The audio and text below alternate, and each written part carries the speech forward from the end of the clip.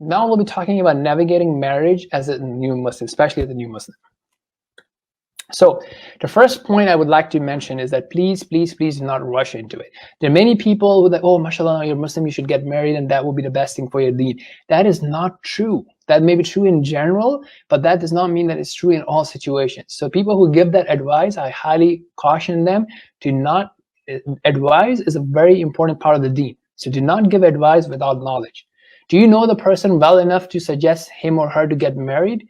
That's a very wrong thing that a lot of people do. So don't rush other people into marriage. Likewise, you as a convert, as a new Muslim, should not rush yourself into marriage and should take time to know yourself, what you want, what kind of lifestyle you want, how much Islam do you want to start adopting, how fast will you adopt, how much time it will take. So let's not rush into it. People sometimes think, oh, if I get married, all my problems will get solved. That does not happen. I mean, if you're finding it hard to pray and wake up for Fajr, it's not likely that you'll get married and you'll start praying 5 times a day.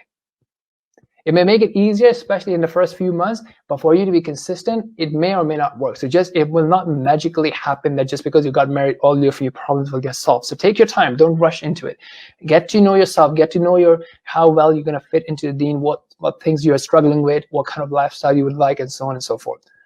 Likewise, you can agree on, like, I'm getting into this marriage, you may come from this culture, what have you, but I want that these tasks, these house chores will be divided between us. I would expect you to take care of this thing, and I will do these things. Having clarity on what you like, what you don't like, what's a deal breaker for you is very important before you get into marriage. Also having a discretion on, like, if we have conflict, what will I do? What mechanism will I use? Is there an expectation that people will listen to each other? How is the communication with the other person? Are they both open to communication? If something goes wrong, do you know that, I will go to this imam, or this person is acting as my wali, and I should be able to go and, have a chat with that person and ask for support. Now, this is something that happens a lot.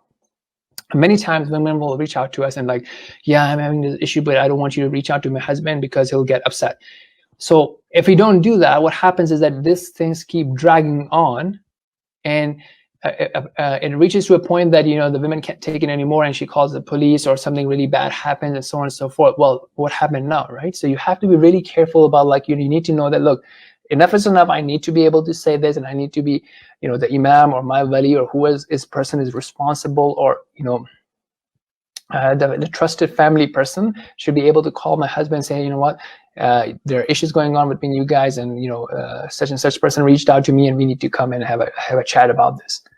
So this is something that's very important. Now, again, this is a very detailed topic. I have over the years come across various resources and various tips and experiences that I have documented into this document. So I would recommend that you take a look at it. It deals with during marriage and post-marriage issues, all of them, inshallah. Okay, so once you do get married, now it's very important that it should not be taken as granted. A lot of people are taking it as granted. They're not listening into the grievances and complaints about the other person. Maybe the other person is complaining all the time, so that also causes a lot of things to be ignored. So it's important that both parties commit to it, and they are having a separate time. So this is what I mean by timing. Okay, so if you have certain issues, instead of you always complaining about it, or the husband always complaining about it, it's very important to have a dedicated time in a peaceful manner. Let's have a chat every week or what have you, and discuss the top 2 or top 3 issues. Let's understand what is bothering the other person, what's a negotiable solution, what's a compromise that can be done. And if it's being ignored and you can't tolerate it, then you should get external support. Now, when you get external support, it's very important to get trusted and qualified support. Sometimes what people do is, like, they would just talk to their friend, and then she doesn't know even better. She's like, oh yeah, how can you tolerate this thing? Go back here, or call this person, that person. So I know that listening is very important, and a lot of people want to be heard. But at that time, when you are angry, when things are not in the best of times, it may not be very wise to take action. So it's important for the one to be calming down and thinking about it, and then only getting trusted advice. So alhamdulillah, once again, this helpline is something that they are able to get on the phone and be able to give support right away. I think that's very important as well.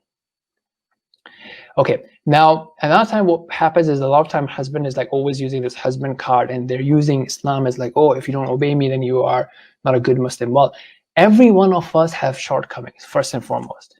Okay, everyone finds certain things to be hard and certain things to be easy, and sometimes it takes time to be able to do some things. So just because you did something, it does not mean that, look, I'm not a good Muslim because I can't do this. Okay, I'm struggling with this. Now you have to discuss with your husband, is this something that you're able to do or you're not able to do, and to reach a solution, a compromise where both of you can be happy. So if you see that, oh, because I disobeyed my husband, or because I did this, now I'm not a good Muslim, there's nothing, no hope for me, so what's the point, and just like quitting. So that sort of mentality is what gets into the way, and then you know, takes the person away from Islam.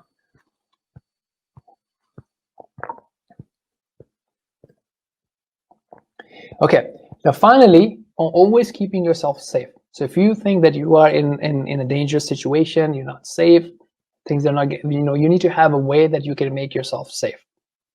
And again, if you need to get help, then you need to get help. The sooner you get it, the faster, the better it is.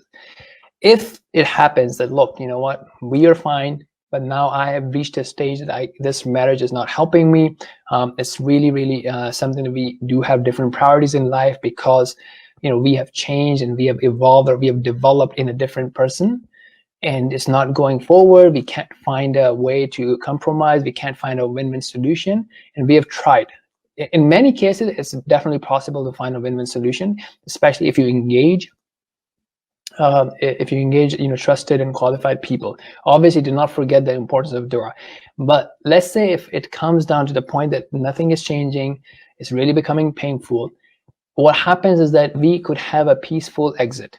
A lot of time people don't do a peaceful exit, and they keep fighting and they keep fighting and they keep struggling, and really becomes a, you know, nasty and you know, horrific exit.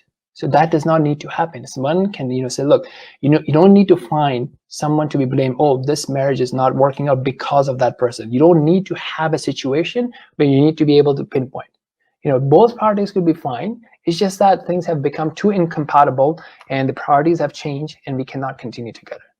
So people can exit peacefully as well, and then move on with their lives.